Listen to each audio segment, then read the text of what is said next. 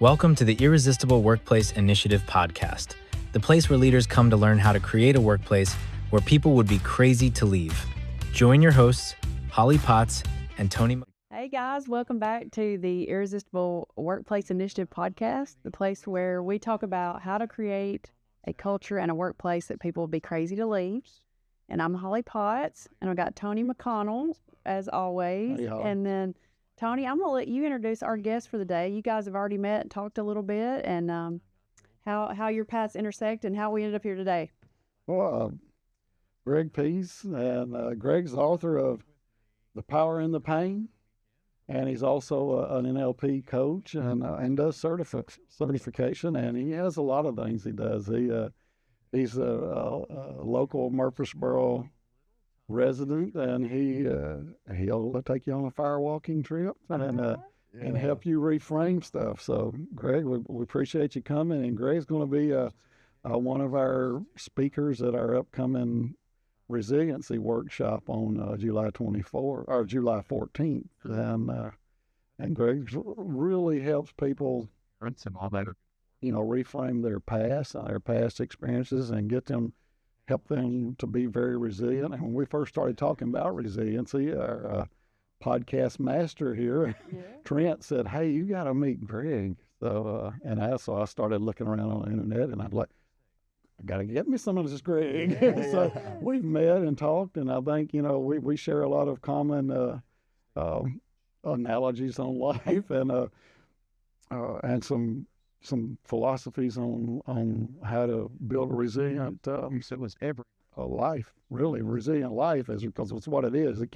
You got to be resilient, Greg, through every part of your life and not just part of it, kind of like with the culture in an organization. You can't just talk about culture. You got to do culture, and you got to, all your, all your words got to speak the same languages. All your actions got to speak the same languages. And so, Greg, we really appreciate you having you here. And we're, like we said, we want to focus on building resilient leaders, because you got to have a resilient leader before you can build a resilient organization and team. I love what you guys are doing, and I'm excited to be here with you guys. My passion is really around, as you were kind of cueing into it, it's like, man, it's a lot of us going on. It's really, my focus is helping adults rewrite the meaning of childhood trauma.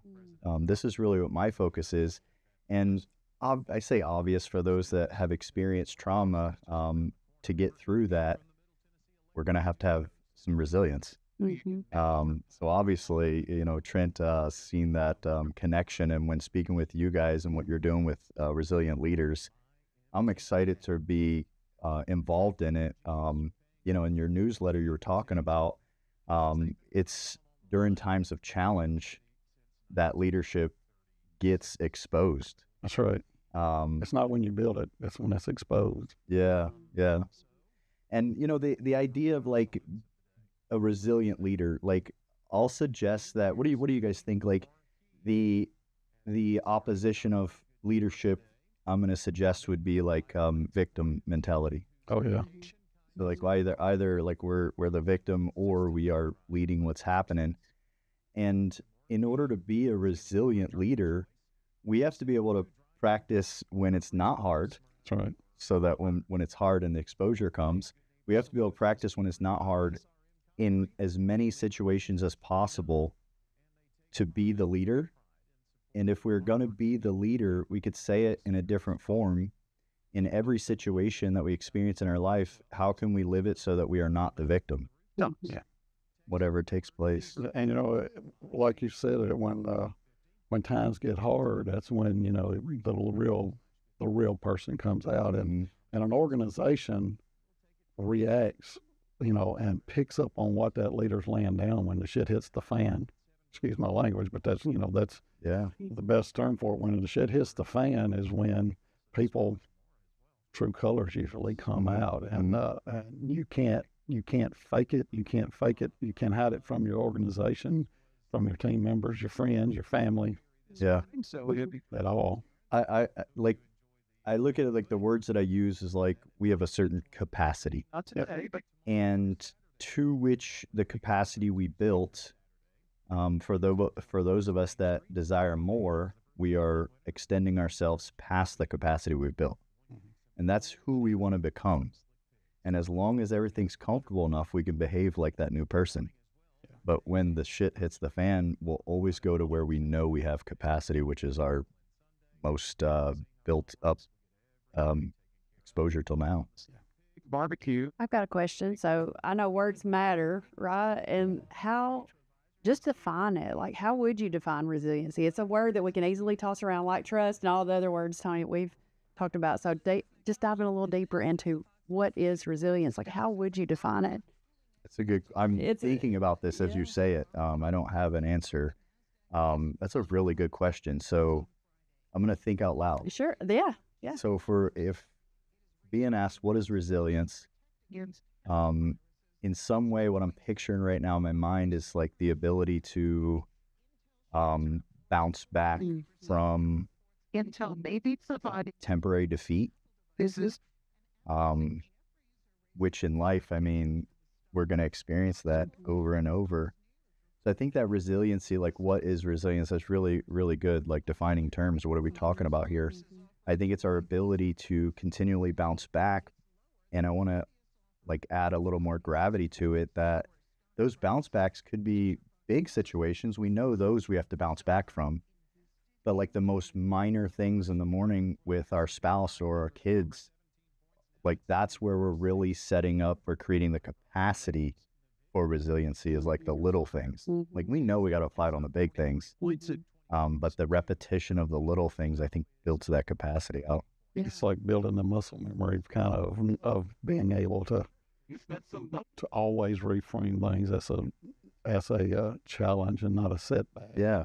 I think that's one of the big things, especially in an organization and then as a leader, is you have to look for, okay, this sucks, but what good can we get out of it? Yeah. I mean, and yeah, the lens of what good can we get out of it at any time, like to solve a problem is to introduce a new one or cause a new one. Yep. If we're going to be the leader, we are going to be willing to cause new problems. It's true. And so in that, like, because fear is built in, like, if I make this decision, I may cause this. The fear is built in that, but the resilient leader understands I'm going to cause something, and we'll address that too. I mean, you're not always going to do 100% correct. I have failed numerous times. And I have also excelled numerous times. So, I think you just got to get one up. You just got to be one up on the bad. Well, that kind of reminds me of the saying, fail your way to success. That's right. And resiliency, back to resiliency. Yeah. Yeah. I use some examples. So I have a daughter playing volleyball right now, and it's like such an intense sport where every mistake is a point. I played basketball. Like I can make a turnover and they didn't necessarily score off it, but every mistake is a point. And so this word gets thrown around a lot of like, this part helps us learn resiliency, because you have to turn around and be ready for the very next thing. And, you were talking about the little things that life brings along, and it kind of made me wonder for you, because you do have a passion around people reframing their past and trauma and all that.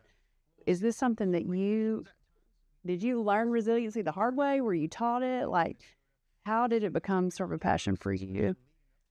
I think like Relative humidity from Eastern Montana. I would even suggest like it's a gift. Yeah. The power and the pain. Yeah. From childhood, like when I look back, I had an abusive childhood, and when I look back, like I remember like when I think about my mind frame the entire time, like I was trying to make the people happy so it would stop, and like I was always like trying to get to the next positive place. To say naturally, I'm not sure. That's just where my mind was going. And then, as a young adult, I, for a long period of time, I mean, roughly until my 30s, I lived on the victim side of things. I knew I was resilient, but when people would try to speak life into the potential that I had, I would try to get them to understand what I had been through. Eventually I crossed paths with enough mentors, tools, books, modalities, and Yes. started consciously understanding how to apply resiliency. Yeah. So that's pretty vulnerable. You just launched into that. So I think there's a connection between vulnerability and being resilient. So kind of dig into that a little bit, because I think people are, because perfectionism, keeps us so like, oh, like you're not going to get it right every time, but people think they can. Right. Yeah. Well, until you embrace it, there's got to be some vulnerability and some acceptance of, okay, yeah, that happened, but so how would those, like, how maybe if somebody isn't willing to be vulnerable, how does that impact their ability to be resilient? That's good. I had to think about. It took me a second to get to the question, but Yeah, the vulnerability. Best. I think there's definitely a big impact in the vulnerability aspect, because like imagine if someone, I'm not sure if I shared this one with you the other day, Tony, but like imagine someone you didn't know walked up to you and balled up a piece of paper about the size of a Post-it note, maybe a little larger, and they handed it to you and they walked away. Without any further information, we could suggest that you were given someone's trash. yeah, And you didn't deserve it. And you're now the victim of this trash, and you have to take care of this trash. And going forward, telling that story to everyone, Like we can. it's like unconsciously empowering to us, like proven, like, see, we have a badge, something happened. mm-hmm. In order to be resilient there, like in that same story, what if I told you they gave you a $117 million winning lottery ticket? Not to the east. We didn't know if it was or wasn't before, but we have to be willing to go back and visit these moments that we feel originally like just maybe disgusted by, and go back and be vulnerable enough to relive it, to learn what we didn't learn the first time we went through that experience. Every time we have an experience in life, whatever the experience is, I go grab the door, I twist the handle, I walk out. Well, I learned that when I see a handle, I can twist them. Mm-hmm. If we learn something that benefits us, we have no trauma. We don't need resilience. So learning.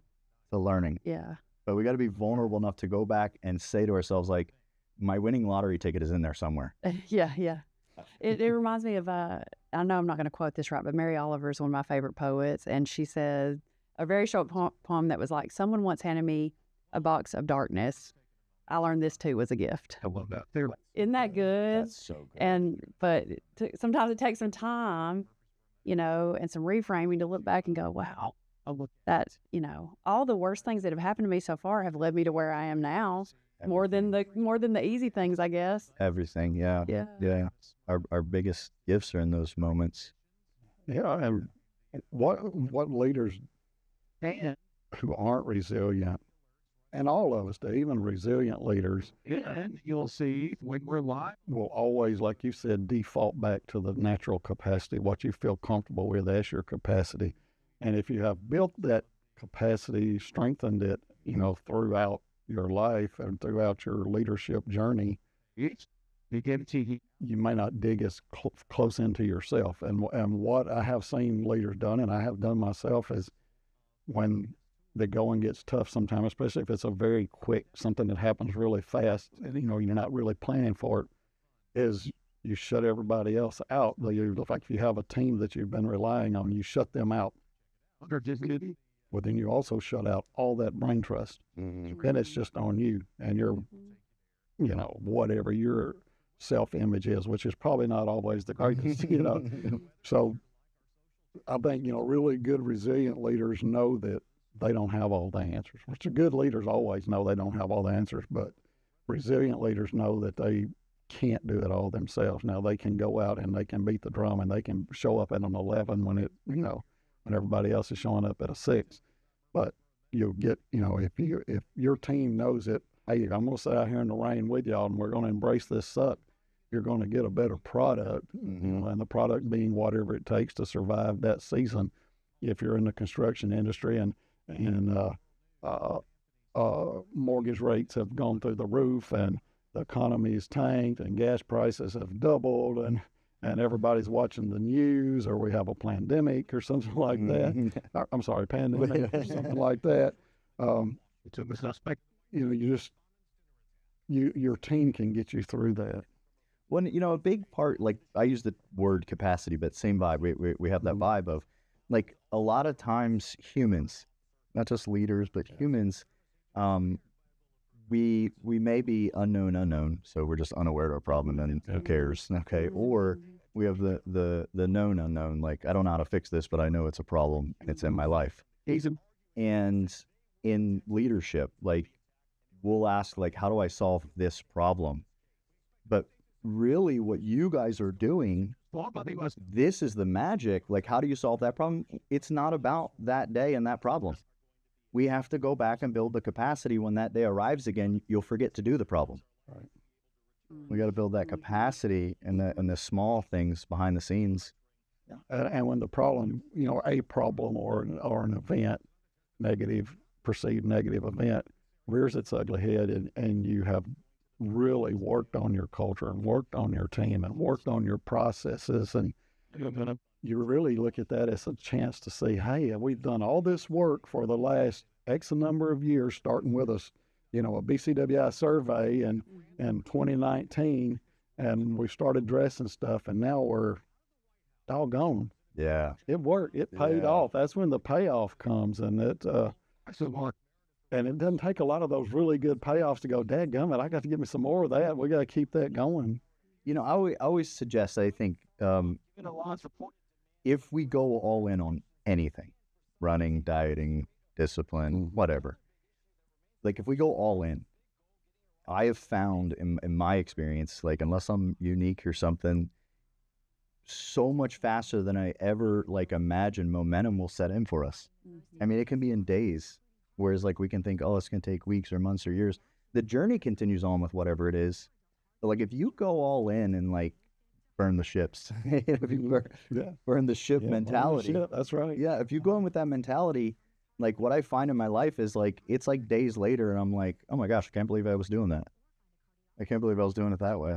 And, momentum starts to set in. It starts to be empowering. You start to realize the results, and it's like, well, I wouldn't want to do anything else now but this. That's right. Yeah. I'm thinking about fear too, because I think fear plays into it for people as far as how does it keep somebody from experiencing the learning, and experiencing resilience? Do you find that when you're working with people, coaching people or whatever, that fear just like crops up? Because it's tied to the victim side a little bit of, do you find that's a big barrier, and what do you do? Yeah, fear. So the first thing that I talk about in fear is, like, first thing, like, we got to love fear. Like, before we do anything else, we got to, like, love fear. Yeah, like befriend it somehow. Yes, like, not like it's okay. We're not going to, like, the whole idea of, like, false evidence not appearing real. Like, fear is there and is there to serve us. And, like, when we love it, we won't have the same reaction to it. And the image that I share with people is, like, imagine your fear was the most expensive, highly trained, loyal guard dog. And now that highly trained, loyal guard dog, every once in a while, it's going to alert you. And if you go up and check, it's going to be a squirrel. Yeah. But don't be mad at your guard dog. It's doing its job. Yeah. So, like, my goal when I'm working with clients or people around fear is, like fear is not something to be ignored or it's going to get louder. Yeah. It is there literally trying to serve you. So I think the first step every time with fear is gratitude. Like, oh, I'm so glad I'm being alerted to this. Because, like, depending on the amount of fear we experience, we start to release adrenaline and cortisol. This is so we can lift the car or whatever the thing is. And gratitude starts to release our serotonin and dopamine, which is counteracting that. Because if we get too much cortisol, adrenaline, those hormones, we'll act irrational. Fight or flight will kick in. And once that happens, it's kind of, we need a pattern interrupt, But just prior to that, if we can get into gratitude, like, I'm so glad I'm being alerted, we can alter the chemical balance inside. Now, okay, cool, I was alerted. The next thing is, like, now let's look at this from a logical standpoint. And is a boundary needed? We might be being alerted of a squirrel, no boundaries needed. We just move on. Or the dog might be alerting me and there's someone in the front yard and it's 10 o'clock at night. Okay, we just need a boundary right now. We're all good. I'm so thankful I was alerted because of my fear. Look at it. like my goal is to build that relationship with people with fear.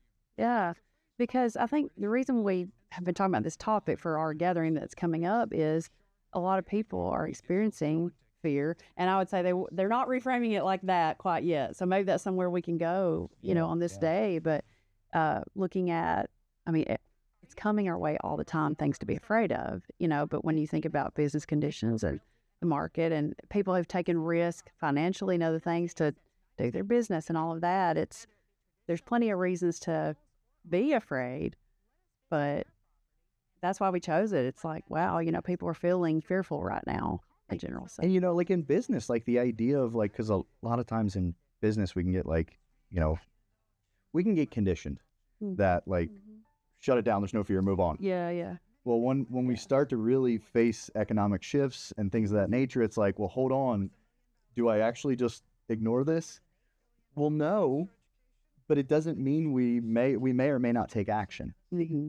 But realizing, like, even in business, when I'm feeling this fear, that means it's time to work on my business and not end. Yes. Oh, it's so good. Wait. Say that again. Seriously, repeat that, because people tend to do the opposite. Like, this is not the time that I can pull away and work on it because I've got to do all this. I got to make the widgets, not the people. So say that again and flesh that out a little bit. Why is it the time? Yeah. So when we're experiencing that fear in business and we're thinking like, oh my gosh, I don't know if I should go forward with this venture or whatever that thing is, this is the time to pull out and work on the business. And like what I suggest to people is when we are working on our business, this is the time to poke all of the holes and like plug them and see if you can poke them again.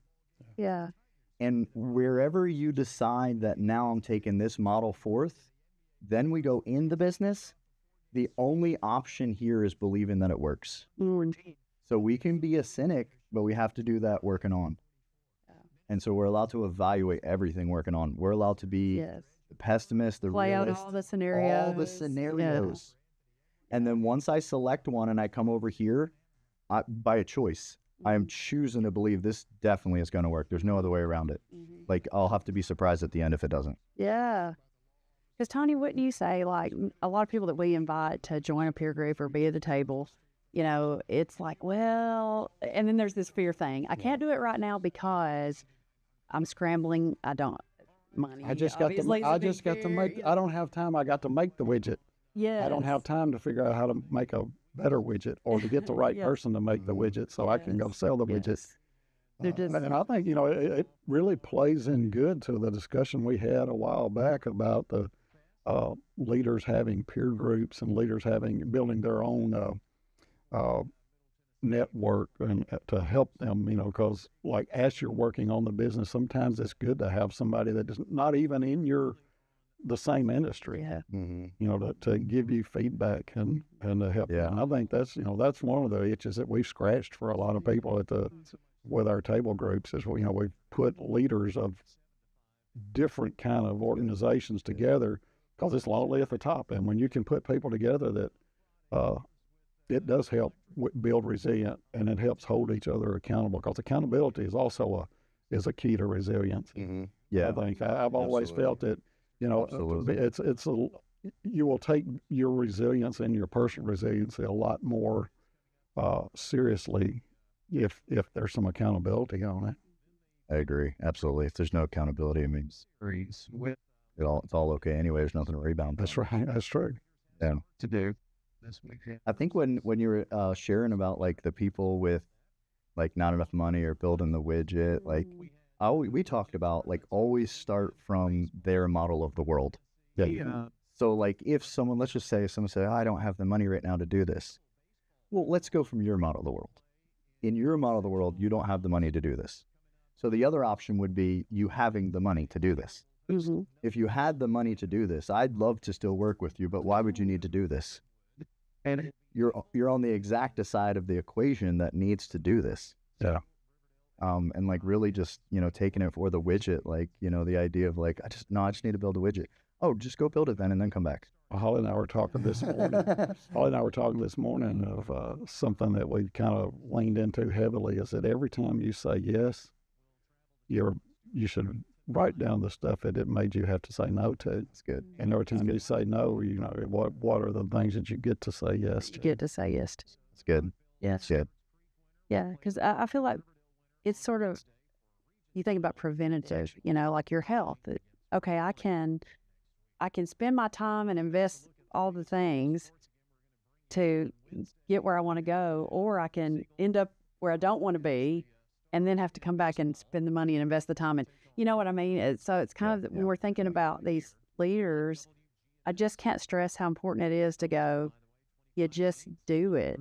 You just do it. And then you get in a safe environment where you play out all the scenarios. And like you said, then you make a choice.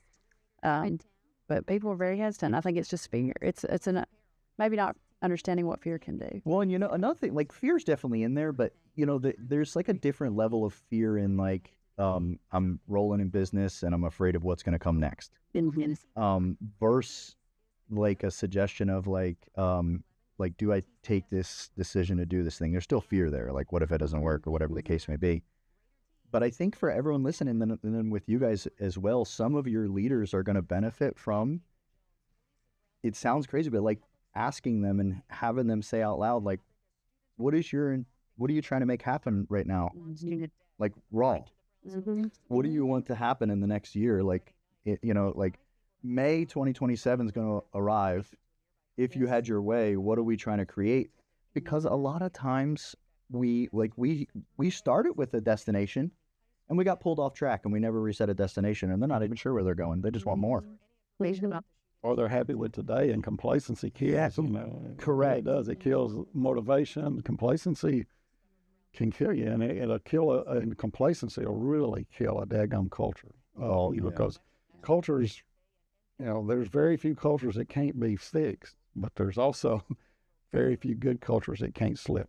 And, you have to really be curious. Curiosity may kill the cat, but curiosity may save your culture and your organization. Well, that intent piece too, like I think this is a hypothetical example, but if not, I'm going to use it as one. Like, oh, I just want to build a widget. Oh, we're not tech people. You're in the what? Like, in order for this to be beneficial, I need you to want to have culture.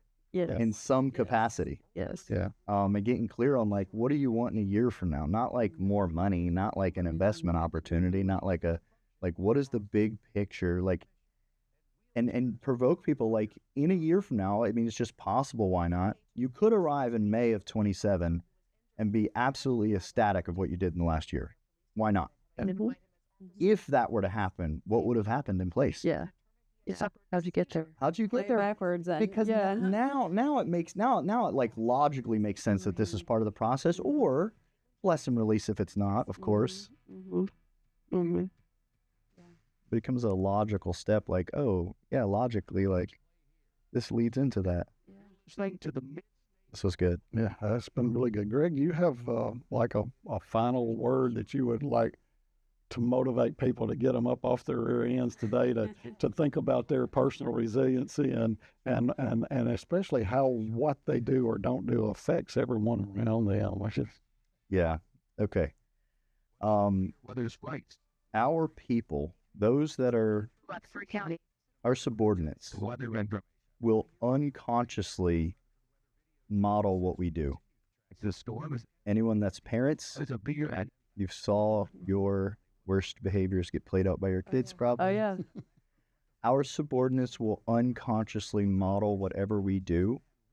As a leader, when we show up in the organization, we have to show up fully in state as a leader. We are bigger than a leader. We are also a person. We may be a husband, a mother, a father. We're all children in some capacity, okay? We're bigger than just a leader. But when you cross that threshold and show up to play that game, you have to be 100% in the state of a leader. And I am here, like, almost in a mind frame of, like, I'm here being evaluated for the next X amount of hours. And, like, if this was going to be recorded, all of my actions, and played back as an evaluation, did I operate 100% from the state of a leader? Providing. And ask yourself that before you go in each day.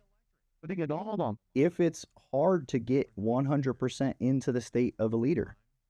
This is just evidence you're being welcomed on the journey to build more capacity.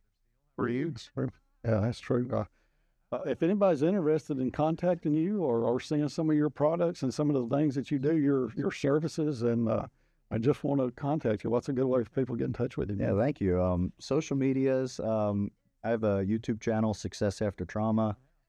Greg Pihs on Facebook, and powerandthepain.com is a website people can check stuff out. Awesome. Well, man, I look forward to us growing our friendship. Yeah.